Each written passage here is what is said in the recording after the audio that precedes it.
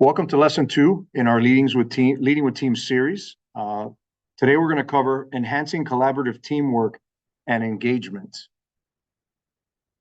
So yesterday, or in our last session, we discussed psychological safety in teams and the importance of psychological safety and making sure that our teams are efficient, productive, and effective.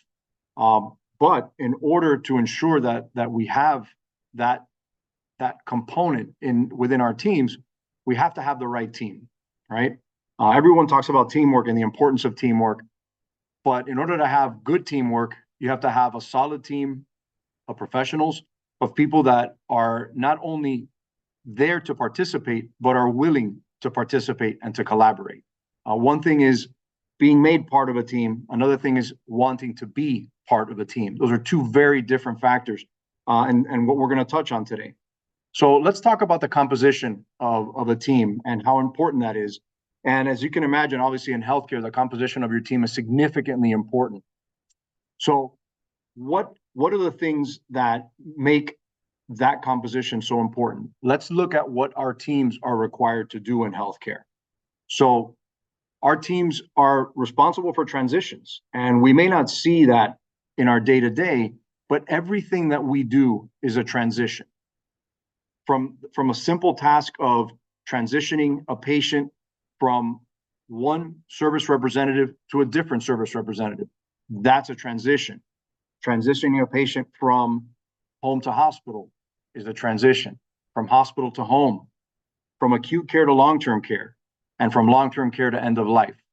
So as you can see, depending on the level of transition, there's a lot involved. And the importance of having the right providers as part of that team makes not only for an easier transition for the patient, but also for a more effective outcome in the totality of what we're trying to do in that patient-specific situation. Part of making a transition effective is communication. And we'll hear communication repeated throughout this series because it is the most fundamental part of leading a team, of being on a team, of producing the appropriate outcomes on that team. And an interesting fact that we saw in the Rosen readings was that the magnitude of preventable patient harm in U.S. healthcare is probably exceeding over 250,000 deaths per year. And this was in 2016. So there's a good chance that number has increased, and primarily due to communication failures, both as the independent cause for the preventable harm and also as a contributing factor for that patient's harm. So having the right team that knows how to communicate, that understands how one and the other on the team work, is crucial to ensuring that we are providing the right level of care, and most importantly, that in those nothing is being missed. So as we look deeper into building this team and building these high quality teams, keep in mind the importance of the makeup and the composition of your team. And take a moment to reflect on your personal teams and the teams that you've worked with in the past. And this may not be your direct report team. This could be a team of peers that you're working with on a specific project. It can be an external team that is temporarily working with you on a transition of a patient from your facility to an outside facility or vice versa. So keep in mind the different scenarios that'll present themselves as we move forward with working in teams. So how do we build these high quality teams? Well, the first thing that we need to look at is what type of team is this? Is this a clinical team? Is this a multidisciplinary team? Is it a unidisciplinary team? So are we just dealing with a team of nurses that are seeing patients in the home? Or are we dealing with a team in a hospital setting that includes the physician, the nurse, the social worker, the case manager, the discharge planner, all the people that will be involved in the patient's care, up to and including the folks that are involved in keeping the patient's environment clean, the pharmacy team, all the folks that are involved in getting these teams and getting the patient to the outcome that we're looking for. So in order to create these teams, we need to look at a few things. So in the Delphi study, a panel of experts reached a consensus in the 4 critical domains of high-performing teams. design and define, implement and act, reflect and adapt, and then sustain.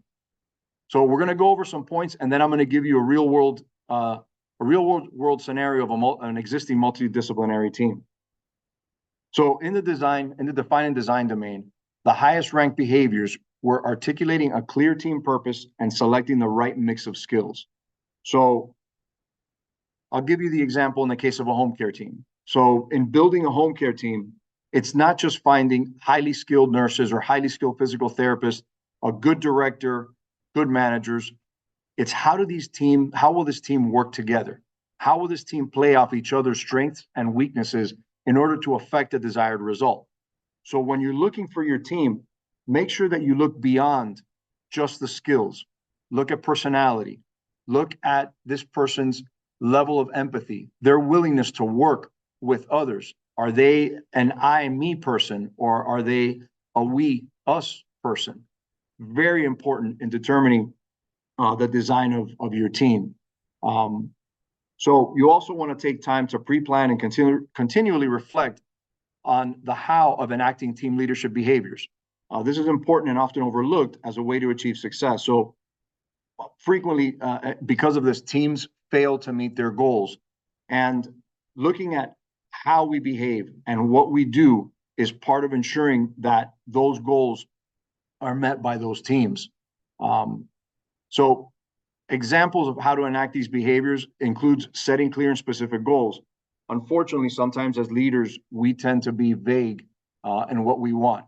We may know what we want the outcome to be, or we may know what the goal is, but for some reason, we have a hard time directly transmitting that to our teams.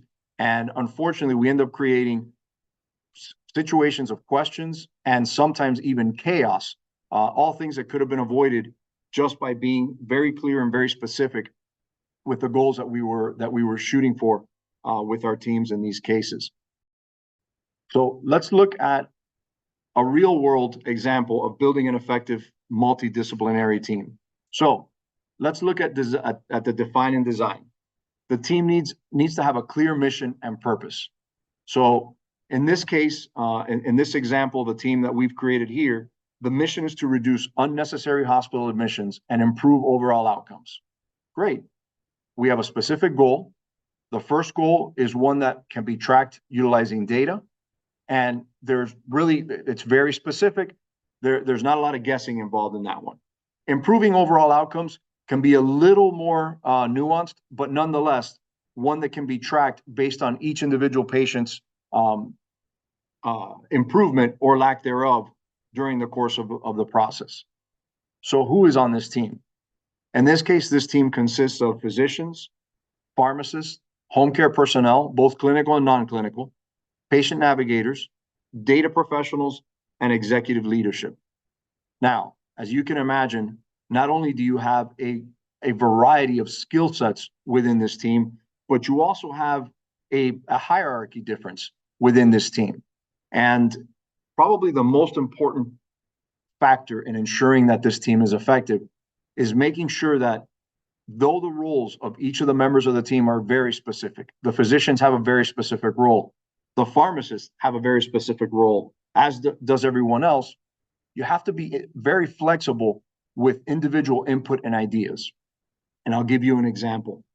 In the case of the team that we're talking about today, part of the setup and the ensuring that the work that is done accurately, effectively, and has a beginning and an end point is assigning the tasks based on the individual positions.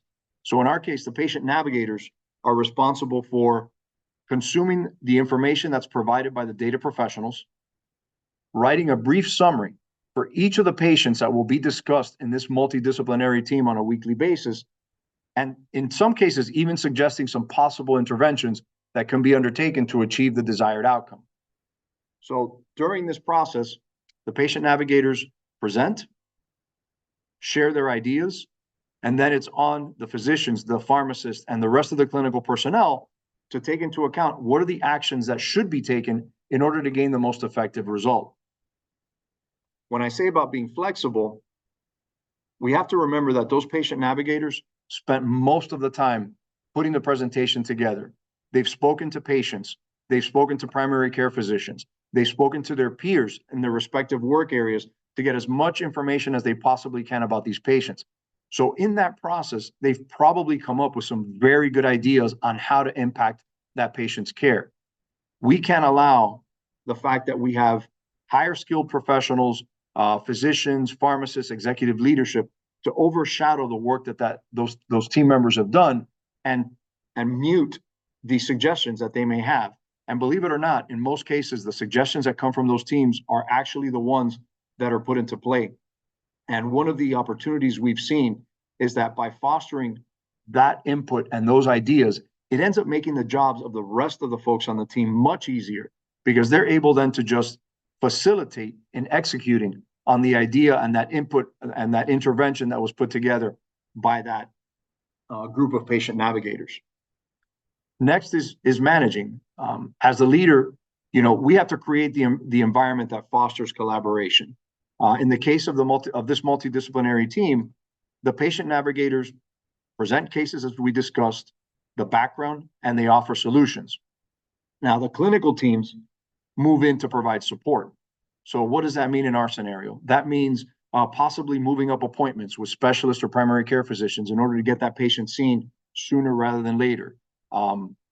It may mean speaking with other peers on specific interventions. A great example is, in the case of some of our cancer patients, a lot of the times there's a disconnect between the oncology team that's treating that patient and the primary care team who's mostly dealing with the outcomes of the treatment. The oncology team is seeing the patient, seeing the family members. In some cases, the team that specifically the care teams are spending hours upon hours, multiple days per week with these patients, and in some cases with the primary caregiver. It is so important to ensure that the line of communication between those frontline caregivers and the primary care physician, who is the ultimate patient navigator, remain clear and open. And these meetings are a great opportunity to bring those two together, in some cases by a third party, but nonetheless to bring them together so that we can provide better interventions and obviously improve the outcomes. During this process, we're fostering discussion, we're setting realistic outcome goals. One of the biggest challenges in healthcare is setting a realistic goal with our patients. As humans, as people, most of us are looking at the best possible solution, the best possible outcome. And, when you're talking about someone who's sick, that becomes even more salient, right? So we're really talking about what is the best possible outcome? Well, the best possible outcome in my mind could be I'm cured and I go back to what my life was. That may not be the most realistic outcome. And one of the most difficult challenges in those scenarios is talking to patients and preparing them for what to realistically expect down the road. And having a plan with assigned tasks and deadlines helps us do that. So once we initiate that discussion, we've set the appropriate goals, the appropriate participants in the team have reached out to their peers, or in some cases directly to the patients or the patient's family members. That follow-up plan and having those specifically assigned tasks and deadlines makes it possible to achieve or most quickly achieve those outcomes that we're looking for. And how do we go about doing that? Well, we track everything using basic tools. We use a spreadsheet to track the patients, the providers involved, and the interventions that have been discussed or proposed throughout the course of the meetings.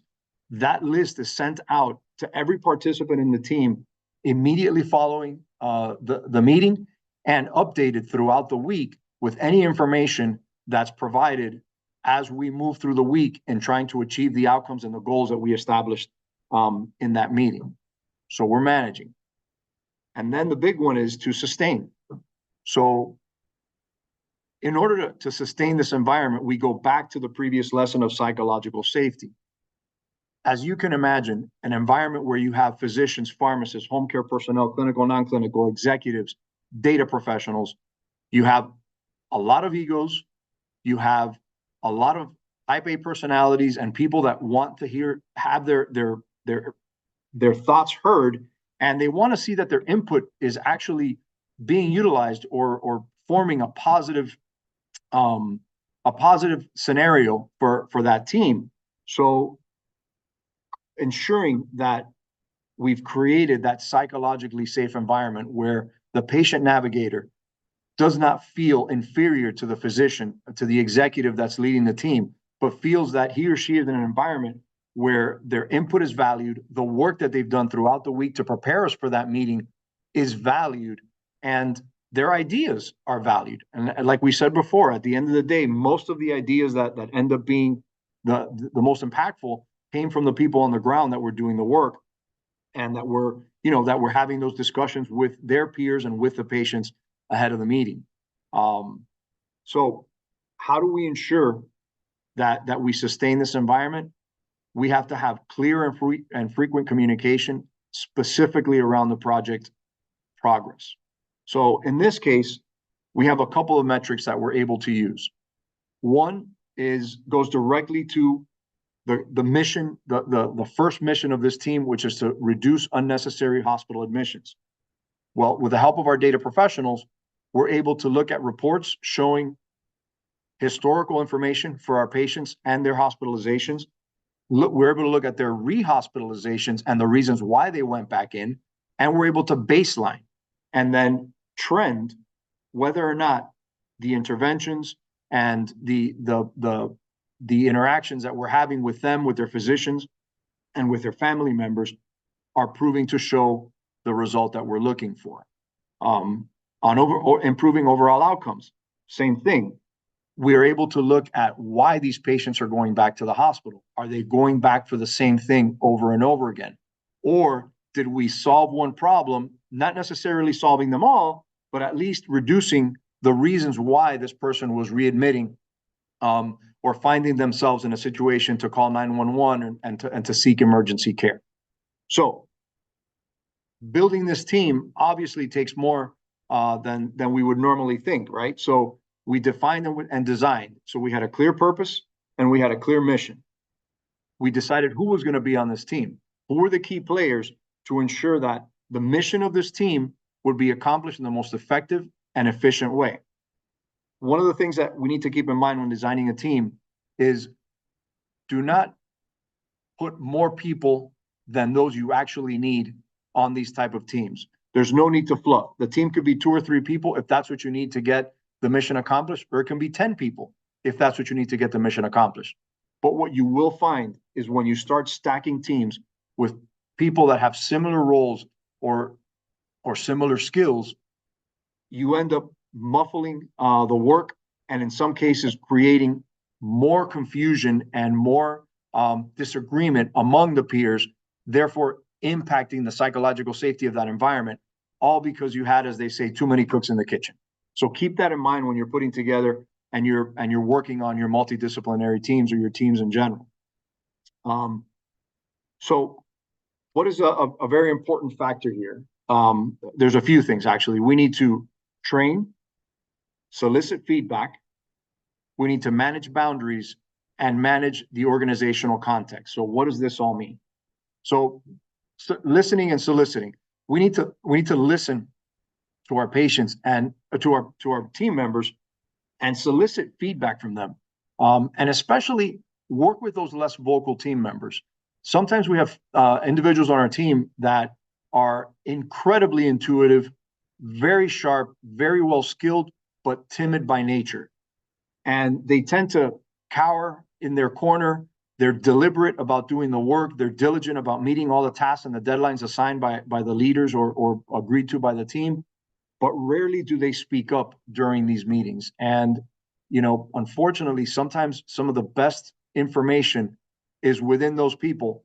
And what we do find, going back on lesson 1, is those people engage in the side conversations.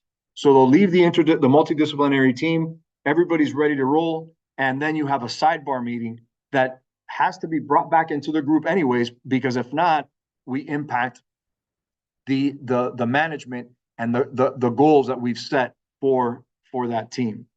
You have to manage boundaries on the team. You need to make sure that no one team member feels that they are the only team member that needs to speak. And there's always that person on the team. We have one on our team here. And the person is extremely vocal, extremely passionate, full of information, but sometimes is finds themselves speaking over other members of the team, including physicians and pharmacists, and unfortunately, in some cases, speaking out of turn. So it's the responsibility of the person who's leading the team or leading the meeting in this case to ensure that they rein everybody in. The last thing you want is to have one member of the team dominating and really forcing everyone else to cower, into a space just because they feel that their opinion isn't going to be heard over that of this individual. And finally, we need to always keep the primary goal of the team at the forefront. It's very easy in these meetings, specifically these meetings in our case where we're discussing high-risk patients and trying to reduce unnecessary admissions. These are long meetings where it is easy to lose focus. It's easy for people to go off into tangents and have side conversations. It's super important for the leader of the team or the leader of the meeting to keep the goal in front of the team, and whenever necessary, bring the team back so that you don't lose focus and you don't derail that meeting and end up either extending the meeting unnecessarily or, unfortunately, not achieving the outcomes that you were looking for during that meeting. So let's talk about enabling the conditions for team success. So there are four enabling conditions that drive success. One is a compelling direction, strong structure, supportive context, and a shared mindset. So a compelling direction, that's our mission, right? And that could be the mission of a specific project. It could be the mission of the organization. It could be the mission of your team. What is that mission? You need to set that direction. And then you have to have a structure around that. So it can't just be a mission that's up in the air and everybody walks by, sees the mission, waves, and moves on with the rest of their day. There has to be a very specific structure on how you're going to achieve that mission, whether it's a daily mission, whether it's a specific goal. There has to be a structure around it. There has to also be supportive context. So are the people that are involved with this team, with this mission, are they the right people? Going back to our discussion a few minutes ago, did we assemble the appropriate team? Is the context of the information that's being provided, of the materials that are being given to the team, are they supportive to the mission that we're trying to accomplish? And probably one of the most important, if not the most important, is a shared mindset. I'll tell you, people call this company corporate culture, the culture of the team, the culture of the organization. It is a shared mindset. Now, that doesn't mean that we're robots and we follow somebody around and we blindly just do what needs to be done. This means that the folks that are part of the team, part of the organization, firmly believe in the goal, in the mission of that team or that organization. That shared mindset is the one that's going to put aside personal differences. It's the one that's going to put aside biases. And most importantly, it's the one that's going to ensure that that team joins together when they need to get on task and get on mission. In our previous lesson, we talked about the complications of our new digital world and not always having our teams with us or around us, and having these conditions for success established and known to the team are extremely important as we deal with teams that are potentially down the hall or down the street on the other side of town or in a different country, as is the case in a lot of our professions. All right. So let me give you an example of the shared mindset. And I have to say that it fills me with pride to talk about my organization because we really have established an incredible executive leadership team, an incredible supportive leadership team.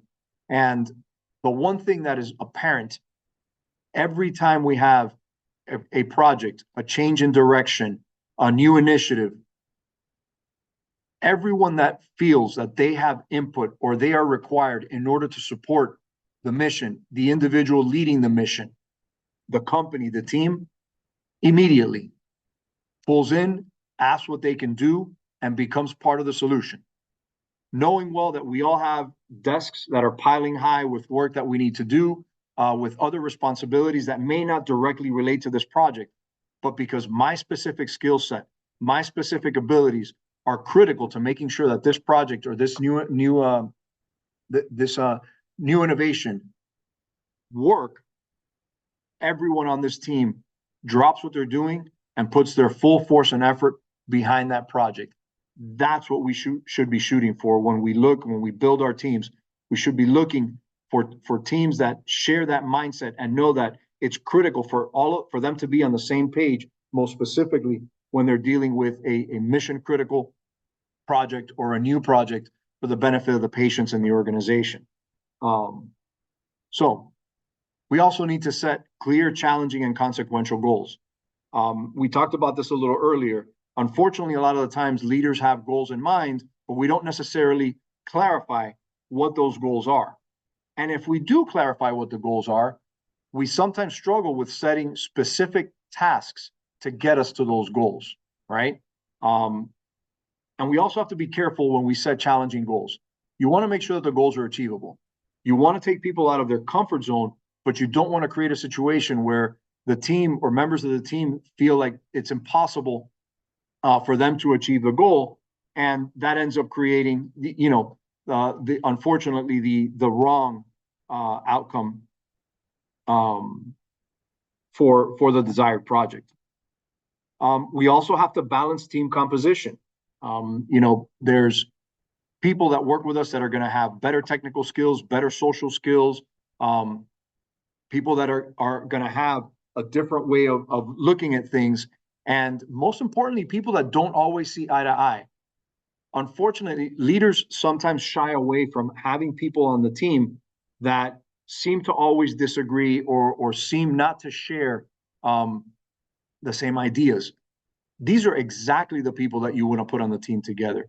What you don't want is a team that engages in groupthink. You don't want yes ma'am, no ma'am people. You want people that obviously respectfully and with valid and appropriate content are providing information, even if it goes against what the original idea or plan was. And even if it goes contrary to the leaders or someone else on the team's recommendations or views, this ability to have teams disagree and work together really does create the best possible outcomes in anything that we do, and specifically in healthcare. And let's take the example of a patient who is, and we unfortunately have these pretty much on a weekly basis. So a patient who is multiple diagnosis, they really don't seem to be improving a lot. They're moving more towards their end of life stage, and as a physician, as the nursing team, as the social work team, we're all encountered with different aspects of that situation. We may not all agree on what the next step is, but we have to come together, put our differences of opinion into the mix, resolve them, and then present the family and the patient with the best possible outcome. Specifically, in some of these cases, the best possible outcome may be hospice care for this patient. And it's a very difficult conversation to have. And I'll tell you that in our culture here in South Florida, in the Hispanic culture, it's a very difficult conversation to have. It associates with death, and it makes for one of the most complicated conversations that need to be had in healthcare. Now, this is where having the right team composition comes into play in the most crucial manner. So you have the physician. The physician is going to make the technical assessment as to what this patient's condition is, and will use the science and the data and everything he or she knows about their patient to basically paint a picture for the family member of what the next steps based on those conditions are going to be for that patient. Then you have the nurse, who is going to help the family with the details. They're going to talk about next steps. They're going to talk about what the treatment, if any, during this phase is going to involve. And then you have the social team. They're the ones that are going to work with the family at the emotional level. They're going to talk about the benefits of going into this next level of care, the support that they're going to have, the importance of having these services to ensure that the patient's remaining time is one of dignity, and for the family that the eventual outcome, though painful and heart-wrenching, doesn't create more anxiety and more issues than it absolutely needs to. So that is a great real-world experience of having balanced team composition and making sure that the skills all play off one another. And even though some on the team may not agree that this is the time for the patient to move into this stage, once the head of that team, in this case, the primary care physician, has made the decision based on the facts, it's the responsibility of the rest of the team to jump into shared mindset and work with that physician and that family to bring that patient the best possible outcome. And moves us to our next point. So shared mindset reduces the us versus them thinking. When we provide complete information and, we build our teams valuing everyone in the team, we create shared experiences. This helps us facilitate a more cohesive environment and one that doesn't create the us versus them thinking. Now, where is this thinking mostly seen or heard? It's usually between leadership and subordinate staff. And it's a terrible mindset. And unfortunately, it goes directly to the leader, in this case's inability to create an actual team. And to go back to one of the items we discussed in lesson 1, leadership is service. The moment we forget that our responsibility as leaders is to serve those who are serving others, we fail. We fail to bring the team together. We fail to come together around the mission. We fail to open the opportunity for other team members to share their experiences and share opportunities for all of us to learn. So creating that shared mindset, utilizing the skills that we learned in lesson 1 of building psychological safety, of remembering that we are servants before we are anything else, is critical in ensuring that we build the conditions for a successful team. And then we have systematic monitoring. We have to monitor. A long time ago, a leader that I grew up with said, if you can't measure it, you can't manage it. And it is absolutely correct. Everyone, regardless of position, regardless of where they are in their career, they want to know how they're doing. They want to know how the team is doing. They want to know that their work, that they've done throughout the day, throughout the week, throughout the month, throughout the year, means something. That something positive has come out of that environment. So as leaders, we need to regularly assess the effectiveness and the output of our teams. And there's a number of ways that we're going to do that, right? So one, we're going to go back to our original goal, and we are going to look at where are we in terms of the metrics that we set to meet our goal. Did we set weekly metrics, monthly metrics, quarterly metrics? If we did, how are we doing against those metrics?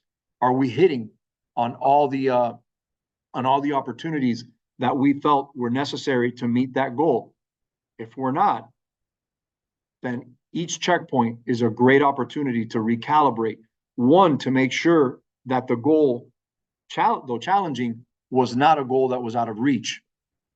Two, to make sure that we've provided the right tools, the right support, the right feedback for the team members to help them and help the team get to that goal.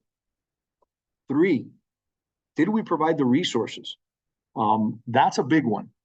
So, and I can tell you that I've been guilty more times than not. And if any of my direct reports or team members or peers were here, they would agree. Sometimes we get caught up as leaders in our need to manage budgets, our need to ensure that everything hits perfectly, and we forget that changing environments, changing needs, and changing dynamics oftentimes, if not all the time, require changing in resources. Um, Obviously, in all times, marshaling resources, especially in healthcare, to make sure that we have enough to take care of all the patients we need to take care of is very important. But in some cases, being short-sighted with the amount of resources that we need ends up creating more problems than actually solving any problems. So, so it's important as leaders and as part of our checkpoints to look at our budgets and look at the resources that are required. Do we have enough people on this team? Do we have enough people on this team to be effective? Or are we just running everybody right to the edge? And by the end of the week, our teams are exhausted and the quality of the product that they're putting out isn't the quality of the product that we expected. Have we created opportunities for the team to collaborate? Have we given them time within their work schedule as they work on this project? Have we given them time to speak to one another, to speak to us, to make sure that the direction we gave, the information that we asked them to process, that each of them is working together to make sure that we maximize that and we get to the desired outcome? Have we provided time for individual development? This one's a little more complicated, and we touched on it in lesson one. It's a very important part of building our team, building an effective team, and ensuring the long-term sustainability and success of that team. But it's the most difficult one to accommodate. And unfortunately, long work days, tight schedules, short-staffed in some cases, makes it even more difficult for this one piece to come into play. But it's one of the most important ones. I think as people, as human beings, even though we may not always know it, we're always seeking information. We're seeking knowledge. We're seeking to learn. We may not realize we're seeking to learn, but it's exactly what we're doing every day. Anytime you think about it, you pick up your phone and you look at social media, you look at something on ChatGPT, you ask your Siri on your phone a question or your Google Assistant a question. You're looking for information. You're looking for something either to confirm what you already know or what you think you know, or you're looking for something new. Somebody asked a question. You may have been embarrassed to ask what that was about, so you looked for it, but you're always looking for information. As leaders, it is so important for us to recognize when our team members, when our peers are looking for information for that development and to help them with it, to make the time. I'm going to tell you, in this environment that we're in today, in healthcare, and in my case in particular, in South Florida, we're in a very challenging environment. We're in an environment where, the basics have become very expensive. It's become very difficult for folks to make ends meet. Work isn't less, it's more, especially in healthcare. At the same time, that our team members are suffering from fatigue, are suffering from the personal situations as they're dealing with at home. Our patients are as well, and the translation of that is more work. So we have people that are coming in every day, that are giving 100%, that are doing their job. But I have to imagine that at some point, some of those people are going home and thinking, is this all there is? Is this what I'm going to do every day, day in and day out for the rest of my life? Or is there an opportunity within my job to learn something more, to do something different? Now, you do have people on your team that absolutely want to come in every day, do what they're doing, go home, be with their families, do whatever it is that they do. And that is fantastic. Those people just need support. They need check-ins periodically to make sure that things are moving the way they expect them to move. And that's usually enough. But you do have those members of your team, in some cases silently, that are looking to educate themselves, that are looking to learn something more, that are even looking for opportunities to improve what they do. So let's take a minute and think. How many times has a member of your team approached you with a question on a process, with an idea on how to update a process or how to do something differently? And how many times have we said, you know what? That's a great idea. Let's take a look at it. Personally, I have to confess that unfortunately, more times than not, that isn't the response. The response is, oh, that sounds like a great idea, but you know what? This process has been in place for a long time and it works. And until it doesn't work anymore, we're going to keep doing it this way. And unfortunately, I just shut down, probably unknowingly and unwillingly, a person's need for individual development. And I'm going to challenge everyone today to take a look at the members of your team. And, you know, there's an exercise that we do here, usually once a year, and we call it the ABC exercise. So we use it to rate our teams and to rank our teams in terms of A, B, and C students as they were in school, right? So all of us wish we had a team full of A students. That's the best team in the world, even though, as we learned in lesson 1, the perfect team isn't necessarily the most effective or the most cohesive team.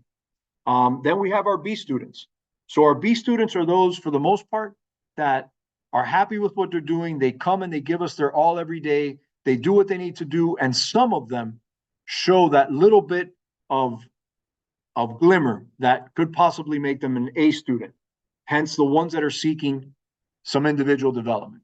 And then we have our C students, right? The ones that could go one way or the other. They're probably not happy with what they're doing. They're punching in and punching out and just going about their day in the hopes that either something changes at work or something better comes along somewhere else. So my challenge to you is take a look at your teams and identify the members of your team that you think are looking for additional development. And it doesn't have to be complicated. It could be somebody who's looking to just move up within their position and perform additional tasks that they're not performing today. I'll give you an example of something we did here recently. So one of our divisions is a medical equipment division. And, you know, we realized that over the years, we've become much more sophisticated than just a division that provides medical equipment to our patients in their homes. As technology has improved, as our ability to acquire new types of equipment with new technologies has improved, we've now created opportunities for monitoring patients at home, for providing additional insight to our physicians. So in a team that once only had, in essence, customer service representatives that would speak to patients, process orders from physicians, send those orders to the fulfillment team for fulfillment, we now find that we've had to create subgroups, one of them being a person who's responsible for monitoring all of our respiratory patients and looking at our patients that have devices in their home specifically for sleep that tell us if they're being compliant with the treatments that their doctors provided them. It provides information crucial to our pulmonology teams and our primary care teams to make sure that this patient's comorbidities aren't being worsened by their lack of compliance with their prescribed treatment. This opportunity created exactly that, an opportunity for individual development for a team member who was very good at what she was doing, but was looking for something more, and a vacancy gave her the opportunity to step into that position and really take on a whole new role with respect to her job. Now, the original job still exists, and there's still responsibility to process orders and talk to patients and send orders to our fulfillment team. But this additional development piece has given her an opportunity to learn something new, to break the monotony of the day-to-day that she was having as a customer service, as a patient care specialist. And you never know, potentially open the door for a career change down the road based on this opportunity that we provided. So look at your teams, look into your teams, and find the opportunity. I think you're going to be surprised when you start having one-on-one conversations and you hear what some of our team members' desires are. And you know what? Wouldn't it be great if some of those desires are things that in their current roles and within the organization, you're able to help and you're able to give them the opportunity to drive forward, in which case you're helping to enable that team for success by improving the quality of each and every team member. Now, we've talked about a lot. We've talked about direction. We've talked about structure. We've talked about mindset. So how do we assess the conditions for this? How do we know that our team is being effective and that all these things that we're looking at on a daily basis are actually working and providing us with the opportunities for success that we're looking for? So in our reading from the Harvard Business Review, from Haas, yes, in the lesson 1, we looked at how do we measure our team, how do we rate our team from worst to best, and we used 3 criteria. So we looked at output, we looked at collaborative ability, and we looked at individual development. So now we're going to look at some additional measurements. In this case specifically, we're going to assess conditions for team effectiveness. All right. So the first one, compelling direction. So that's a question we have to ask ourselves as leaders. Do we have a common goal that is clear, challenging, and consequential? So what does that mean? We just talked about it. Is the goal clear? What does that mean? Does everyone understand what the goal is? Is the goal in line with the overall mission of the organization, of the team, of the project that we're engaging in? Is it challenging? At the end of the day, we can set goals every day that are easily accomplishable, some before we even walk into the office. Those aren't the kind of goals we're talking about.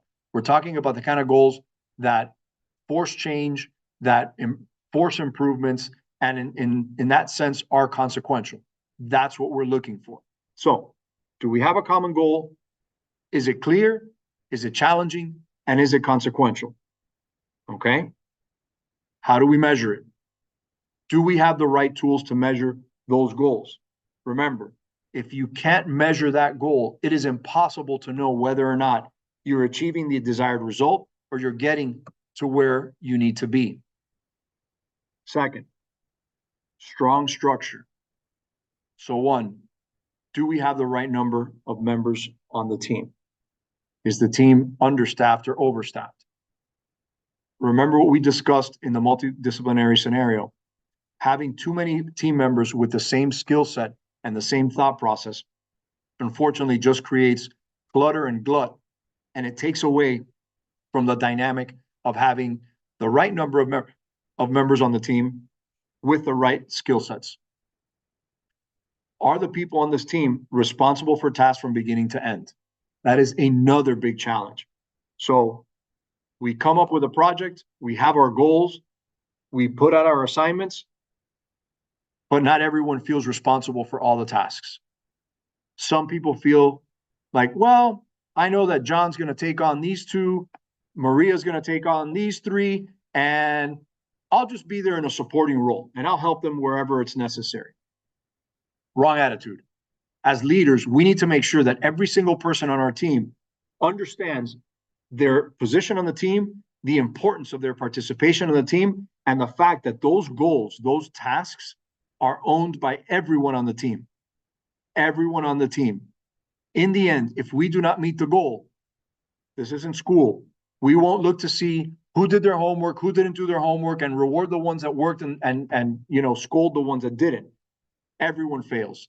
The team fails, the mission fails, and most importantly, our patients feel the impact of that failure. The other piece to strong structure is, do we have clear norms for acceptable conduct? That's another big one. So in layman's terms, that means, how do we speak to one another? How do we speak in team meetings? Do we know what's acceptable and what's not acceptable? What are the conversations that can be had or can't be had? What are the things that can be said or shouldn't be said? So it is the responsibility of the leader to establish that from the beginning. That goes back to our lesson 1 objective of building psychological safety in our teams, of ensuring that as our teams are meeting together, everyone feels comfortable in the conversation and everyone feels comfortable expressing themselves to make sure that we get all the information from all the participants in the team to help us reach our goal. I know it sounds like common sense. You would be surprised, and I'm sure you've encountered it a number of times, where you would assume that everyone knows how to behave and knows what's appropriate and can and can't be said, and then you run into a scenario where that doesn't happen. So just keep in mind that sometimes the simplest things that we as leaders take for granted are exactly the things that we have to lay out for our teams. Not so much for all of them, but for the few that sometimes forget what the right things and the wrong things to do are. Next is supportive context. So do we have the resources, information, and training that we need? Extremely important. We talked about resources. We talked about making sure that we had the appropriate budgets that we needed, that we had the appropriate number of staff members, that we had the information. So often as leaders, we create projects, we push out goals, and we fail to give our team the most basic piece of information. Why are we doing this? Everybody wants to know why. It's the question we asked our parents incessantly as kids. It's the question we asked our teachers whenever they gave us direction. And unfortunately, it's the question that a lot of us are thinking in a group environment and don't ask. So at the time when our parents wish that we would ask why, and our teachers wish that we would ask why, is when we pull back and we don't, and we end up creating a nebulous environment for our teams to operate, and unfortunately, in the end, not achieving the goal that we're looking for. And training, training is one of the most important things that we can provide our teams as leaders, making sure that we've given them the resources, the information, and that they have, or that we've given them the skill set that's required to achieve the respective goal. And one of my favorite, are there appropriate rewards for success? Thank you is awesome. Everybody loves thank you. Everybody loves a pat on the back. But rewards are important. So yes, we need to constantly thank our teams. We need to let them know that we appreciate what they're doing. But in most cases, they're doing more. So this is a great opportunity for us to reward them for that success. And the reward doesn't have to be financial in nature. The reward can be a certificate. The reward could be you bring the person on the team that worked the hardest, you bring them breakfast that morning. And yes, it'll probably create a little bit of noise with everybody else on the team, but that's a great opportunity to say, well, so-and-so really went above and beyond this week and took on the work of a few people to help move the project closer to its endpoint, and I believe that requires a reward. Chances are next week, you're going to have to buy breakfast for 3 or 4 people because you're going to have more people stepping up. And that's what we want. We want to breed that environment of healthy competition, of rewarding them for the success. And then ultimately, and you can gauge the size of the reward, by the size of the project. When that project is completed, when everything is said and done, how are we going to thank that team? And how are we going to celebrate the success of that team? Is it going to be a team lunch or a team dinner? Is it going to be recognition in front of the broader organization? Is this an opportunity for you to reach out to senior leaders or executives on your team and let them know what your team did and ask them to come by and personally thank the members of your team for success? Those are the type of rewards that sometimes go unnoticed, but are the ones that people really cherish. Lunch is going to be eaten, it's going to be great, and it's going to be forgotten. But the CEO of the company coming into your cubicle, shaking your hand and thanking you for being part of the team that helped reduce hospital admissions by 10%, therefore improving patient outcomes and rewarding and creating an opportunity for success for the entire organization, that's the kind of stuff you go back and you tell your friends about, you tell your family about, you talk to your kids with pride about, because those are the things that we thrive on and the things that we look for as participants in this movie. That is our life, that is work, that is the very incredible work that we all do in healthcare for our patients every day. And back to shared mindset, do our teams have a strong common identity? we learned in our lesson with in psychological safety that familiarity breeds a much better team. The longer team members work together, the longer they're involved in projects one-on-one, the better they communicate, the better they collaborate, the more they know how to read one another. They know where their skill set ends and the other team member's skill set begins. So part of building this effective team and these creating these conditions is making sure that the teams share a strong common identity. I'm going to share a quick anecdote with you, and it actually came from one of the readings, and it had to do with Takeda Pharmaceuticals. So the executives at Takeda were looking to create a more cohesive and a shared pain environment with their Japanese teams and their U.S. teams. So their decision was, well, in an effort to make sure that our Japanese teams and our U.S. teams are sharing the pain, we're going to hold conference calls 50% in the time zone for the Japanese team and 50% in the time zone for the U.S. team. But they missed the point. The culture in Japan, being one of strong work ethic, of strong work culture, kept those Japanese counterparts in the office till 8 o'clock, 9 o'clock at night on the days that the calls were with the U.S. team. On the flip side, the U.S. team was finishing their day at work, going home, grabbing a shower, grabbing dinner, and taking the call from the comfort of their home. So the leader's inability to put together those two different cultures in an effort to create a shared mindset and a shared pain actually pushed the teams further apart when the Japanese contingent realized that in their mind, they were sacrificing more than their counterparts were. So it's important when we look at creating this shared mindset, or when we decide, well, you know what, we're going to do this because everybody has to do it the same way and everybody has to be on the same page. Make sure that those things hold true. Make sure that the situation is the same. Make sure that the environment is the same. Make sure that the demands on the person's time is the same. If any of those changes, you lose your shared mindset and you begin that us versus them mentality that we were talking about when we began the conversation. And finally, do we share information with one another and understand constraints and context, what we were just talking about? So these are the important conditions that we need to create for team effectiveness. We've talked about a lot here today. We've talked about the right team makeup. We've talked about creating that safe environment in multidisciplinary and unidisciplinary teams. And we've talked about the necessary components to make sure that our teams are structured, they have the right direction, and they have the support that they need in order to gain the desired outcome. My challenge to you, aside from identifying your individual team members that are looking for growth and for opportunity, my challenge to you is go back, look at your teams, take these 4 conditions for team effectiveness and hit them up against your team with these questions and see what you find.